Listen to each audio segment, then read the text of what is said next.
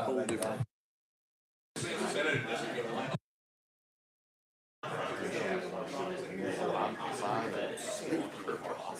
Yeah.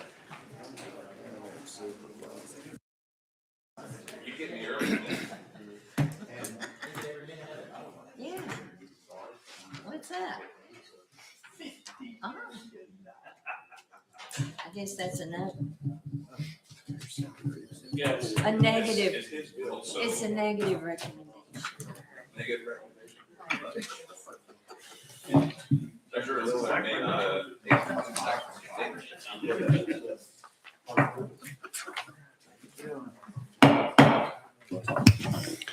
All right, I would like to call the Council on Pensions to order. Mr. Wayman, please call the roll. Chairman Hicks. Here. Representative Cochran. Here. Representative Gillespie. Here. Representative Grills. Representative Hawk. Here. Representative Moody. Here. Representative Williams. Here. Senator Watson. Yep. Senator Lowe. Yeah, here. Senator Rose. Yep. Senator Stevens. Here. Senator Wally. Here. Senator Yarborough. Senator Hensley. You have a quorum. All right, thank you very much, members. We do have a quorum. So are there any personal orders or announcements before we do begin? Hearing none, seeing none, we do have two bills on our calendar for today. So we will begin. We've got a request here without objection. We're going to take item number 2. We're going to take that up first. So Senator Reeves, if you want to make your way up. At the podium. Yep, thank you. Item number 2 on our calendar is going to be House Bill 1906, Senate Bill 2017 by Representative Scarborough and Senator Reeves. We have a motion second on the bill. We have a motion second. Senator Reeves, you're recognized, sir. Thank you, Mr. Chairman. Thank you, members. Good to be with you today. Senate Bill 2017 was brought to me by our esteemed treasurer. This legislation allows state police officers to receive retirement credits for periods of disability at no cost to the member. Police officers employed by a political subdivision may be granted retirement credit at no cost to the member if a political subdivision adopts the corresponding plan provision. That's an explanation of the bill. All right, thank you, Senator. Members, any questions for the sponsor? Hearing none and seeing none, without objection, we're going to go out of session to hear from the department. And Mr. Wayman, you're recognized. Thank you. As Senator Reeves described, this is to allow. All right, sorry. As Senator Reeves explained, this is to allow state police officers to get retirement credit for periods of temporary disability. Under current statute, those in the hybrid plan would be required to pay 5% of employee contributions plus interest to establish that. This would allow state police officers, which are defined as commissioned members of the Department of Safety or any agent of the Tennessee Bureau of Investigation, to claim that credit without cost to the member. And similarly, if a political subdivision adopted this provision, the police officers and their employee could also establish it free of cost. All right, thank you for this explanation. Members, any questions for the department? I'll ask. Chairman Watson, you're recognized. Thank you. Yeah, okay. Thank you. Mr. Wayman, is there any particular reason that only police officers and TBI agents were identified in the bill? Mr. Wayman. I think this question came to us a couple of years ago about police officers and whether they could establish the service credit in TCRS. So we use the definitions in our law of state police officer, which is defined as the TBI and safety for that. And it was we were specifically asked about police officers being able to establish service credit. Thank you. I guess I would ask, are there other individuals in the state's employment that face a similar predicament? Do TWRA officers, do any other law enforcement type officers face a similar predicament? TWRA officers are covered by mandatory retirement. They would have similar, but any general employee of the state could also, if they're out on a period of temporary disability, establish this retirement credit. But we focused on the state police officers. Okay. Well, I just caution, okay, I'll yield. Mr. Chairman, I'd just point out, general employees of the state are not subject to mandatory retirement the way police and state officers are. So from that standpoint, there's a greater urgency to me in terms of establishing their time of service and continuing to give them credit for things like this. This has been an ongoing controversy, if you will, with highway patrolmen, TPI officers, et cetera, over time. I'll yield to other members who have a question, and I'll reserve if I need to follow up. All right, thank you. Next on the list, Chairman Williams, you're recognized. Thank you, Director Wayman. Just, could you remind me what the length of time temporary is? So temporary disability it can be established for periods not to exceed 1 year per occurrence. So they can establish up to 1 year per occurrence of temporary disability. Okay, thank you. Chairman Williams, you good on that? All right, Senator Lowe, you're recognized. Thank you, Mr. Chairman. Just clarity, state parks, this would include our badged officers in state parks? No, those are not covered by mandatory retirement. It's only those that are covered by mandatory retirement in the state are THP officers, TBI officers, TWRA officers, but park rangers are not.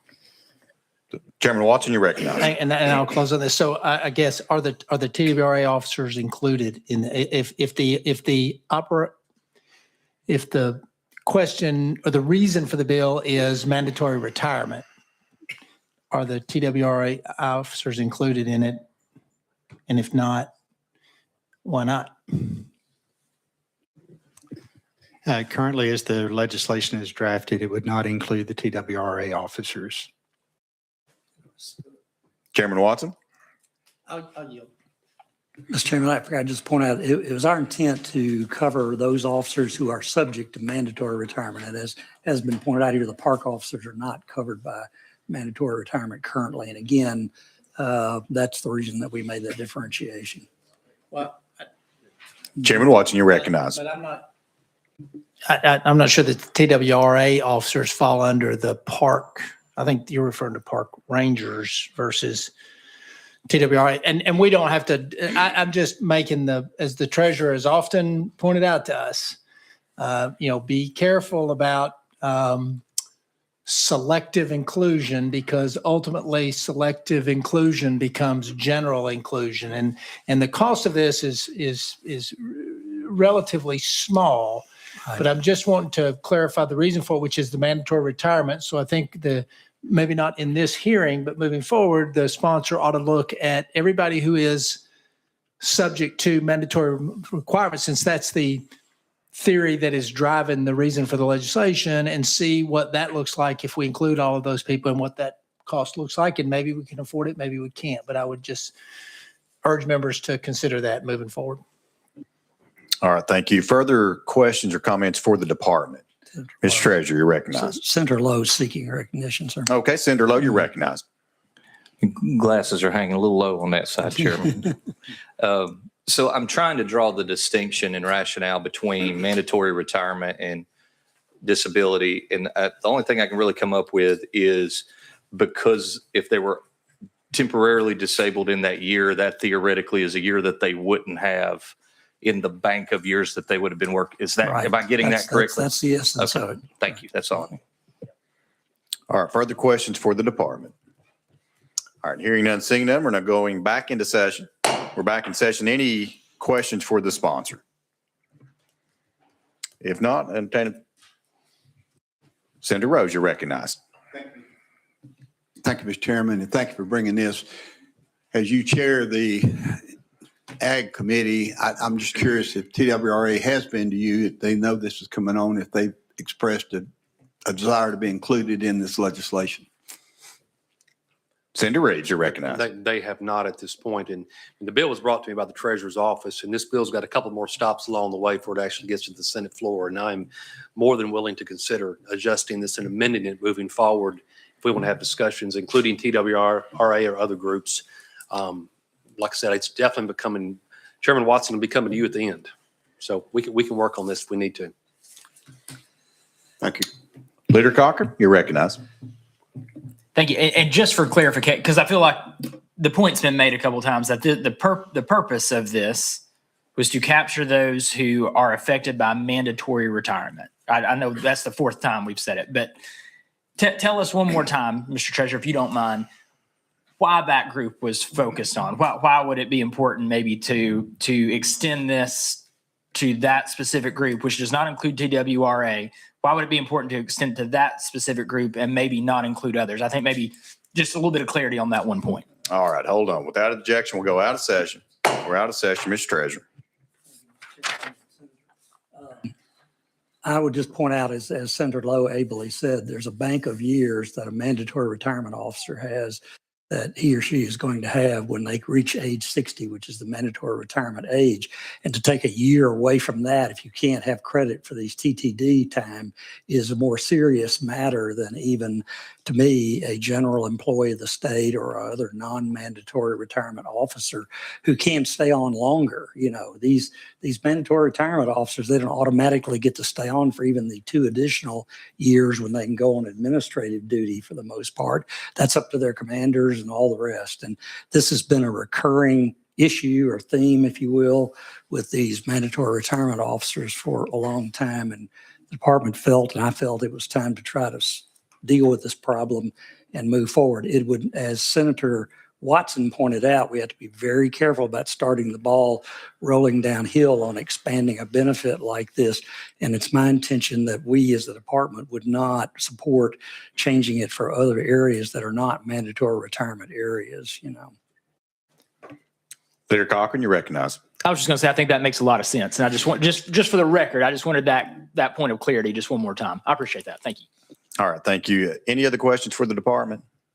Hearing none, without objection, we'll go back into session. We're back in session. Any other questions for our sponsor? If not, I'll entertain a motion. All right, motion's been made for a positive recommendation. Is there a second? We have a second. Further discussion? Hearing none, Mr. Wayman, please call the roll. Chairman Hicks, Aye. Representative Cochran. Aye. Representative Gillespie. Aye. Representative Grills. Aye. Representative Hawk. Aye. Representative Moody. Aye. Representative Williams. Senator Watson. Aye. Senator Lowe. Aye. Senator Rose. Aye. Senator Stevens. Aye. Senator Wally. Aye. Senator Yarborough. You have 12 ayes. All right, the ayes do have it. House Bill 1906, Senate Bill 2017 is recommended for passage. It is recommended to its standing committee with a positive recommendation. So moved. Thank you, members. Thank you. All right, next on our agenda will be item number 1. Item number 1 on our calendar is going to be House Bill 1907, Senate Bill 2018 by Representative McCalman. Representative McCalman, we have a motion second. You have a motion and second. You're recognized.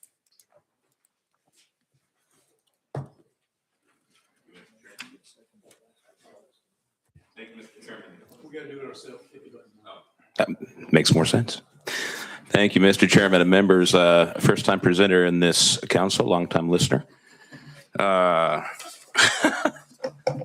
Couldn't resist the opportunity. House Bill 1907 is again brought to us by our esteemed treasurer. Legislation achieves compliance with federal requirements and improves administrative efficiency. First off, by clarifying methods for responding to subpoenas duces tecum, I hope I said that right.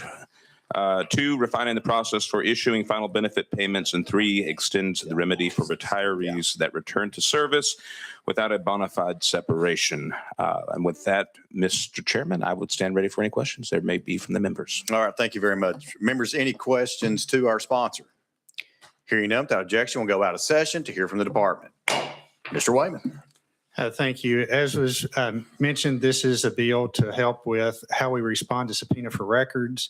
It also clarifies the process for issuing final payments to that are due upon the death of the member, and then also moves the bona fide separation of service, the way to rectify that if they didn't have a bona fide separation of service for return to work programs, and extends it to June 30, 2027 for that rectification period. All right, thank you very much. Members, any questions for the department? Hearing none, seeing none, we're now going back into session. Any motion? We do have a proper motion for passage with a positive recommendation. Is there a second? We do have a second. Mr. Wayman, please take the roll. Senator Watson. Yes. Senator Lowe. Aye. Senator Rose. Aye. Senator Stevens. Aye. Senator Wally. Representative Chairman Hicks. Aye. Representative Cochran. Representative Gillespie. Representative Grills. Yes. Representative Hawk.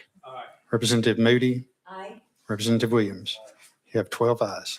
All right, Senate Bill 2018 and House Bill 1907 is recommended for passage to its recommended standing committee with a positive recommendation. All right, Thank you, members, that does complete our calendar for today. Do we have a motion to adjourn? We have a motion. We have a second. We have a second. All in favor signify by saying aye. The ayes have it. We're adjourned. Got to get back in the flow. That's tough.